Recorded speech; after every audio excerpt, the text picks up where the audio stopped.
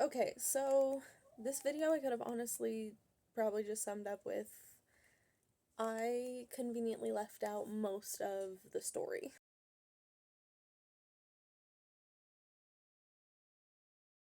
Let's start right from the get-go.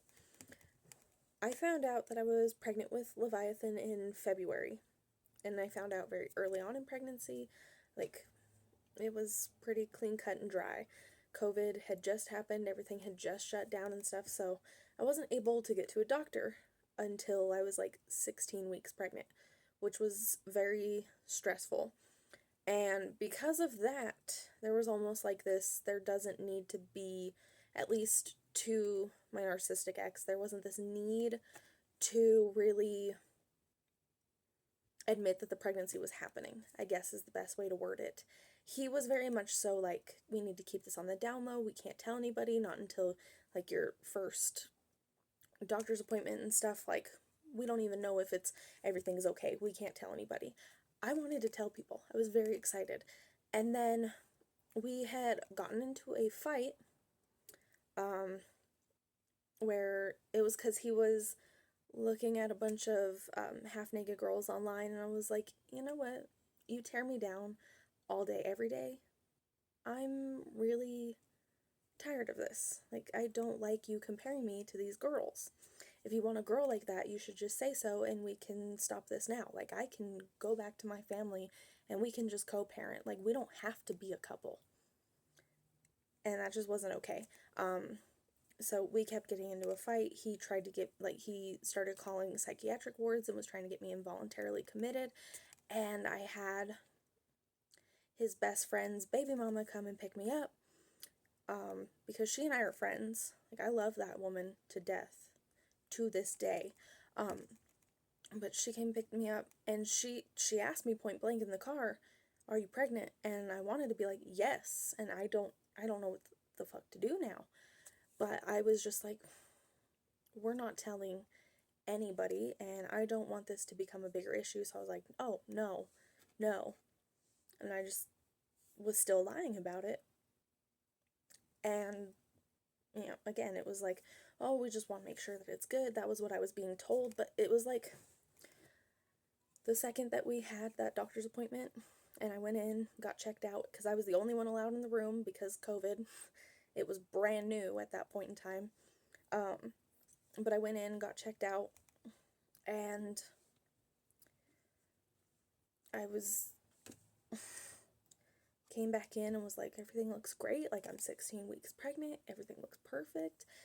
And I thought that this was going to be the point in time when it was going to be like, okay, excitement has hit, let's tell everybody, like, let's do this now, like, super fun. And he just wasn't excited, and you can tell on his face that he was so disappointed that I was pregnant. And it's not like it came as shock, because there was a point in time where, like, before we even took the test, the whole reason we took the test is because we were driving Elias around at night, because that was the only way we could get him to sleep for a long period of time. So we're driving in the car around with him at night, and the narcissist was like, so don't get offended, but, like, do you think you might be pregnant? And I was like, I don't know. And he was like, well, I'm just asking, because, like, you're kind of starting to look like you might be pregnant. And it was clearly like, I think you're getting fat. And he was like, and if you're not, then, like, you should really think about the fact that you're letting yourself go. Like, look at my cousin's wife and all these other moms that we see at the park and stuff. Like, none of them let themselves go, blah, blah, blah, blah. And that's what led to me taking a pregnancy test that came back extremely positive. Especially because that fight ended with me getting out of the car, because he, like, dropped me off at the apartment that we were staying at the point in time. But I got out of the car and I turned around to start trying to get my son out of his car seat, because I was like, nope, he's mad, I'm not leaving my kid in the car with him. He sped off before I could get Elias out of the car seat. Just sped off. And I was like, no. And started calling him, like, the only way that I knew how, which was, like, on Facebook with my tablet. And then I started sending him messages and stuff, and I was like, nah, you need to bring my son back right now, because look at how you're driving, look at how you're acting. You could drive reckless when it's just you in the car, you're not doing it when it's you and him in the car. That's just a little side story though. So ultimately all my excited died right then and there. And that's the real reason that I didn't record anything, because I felt guilty for being excited, and it made for a really depressing pregnancy.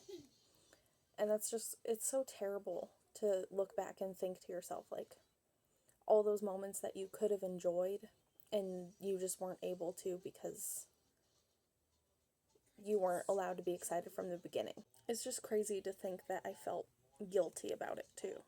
That's wild to me. Like, I am so happy to be a mother of two, and I am so ashamed that I was so upset over my entire pregnancy. My original goal for my pregnancy with Levi was to just like do all the things that I didn't really get to do with Elias. Like, I wanted to do a gender reveal, which was ultimately ruined. I wanted to do water birth, which was ultimately ruined. There was a lot. There was a lot. I had this idea going into that pregnancy that it was going to be my last pregnancy. Like, I planned to get my tubes tied after. I just had to pay $150 up front before they would do it. And the narcissist quit his job and stuff, so that wasn't going to happen. We didn't have the money for it when time came, so my tubes weren't tied. And when that happened, I remembered, this feeling of relief, as well as just, like, this sadness, because, like, now, I know in my heart I want more kids. Like, I would love to have more kids and stuff, like, with the man that I decide to marry and stuff. But, like, at that point in time, even though I knew that I would love to have so many kids, like, just huge family, I couldn't go through pregnancy completely isolated and alone again. That was ultimately what I was deciding on. And that's also so sad. I was basically repeating the same choices that my mother made when she had me. And that's really upsetting to think about. These are just weird videos to make, though. I mean, I feel like in my day-to-day life, I feel as though I really have healed, like, a lot. And I feel so much better about my life and where I am right now and everything that's happening and stuff.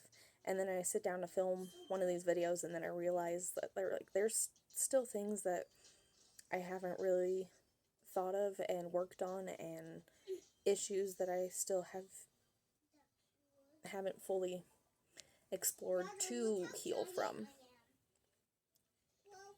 So these videos are weird, and this one's really short because yeah.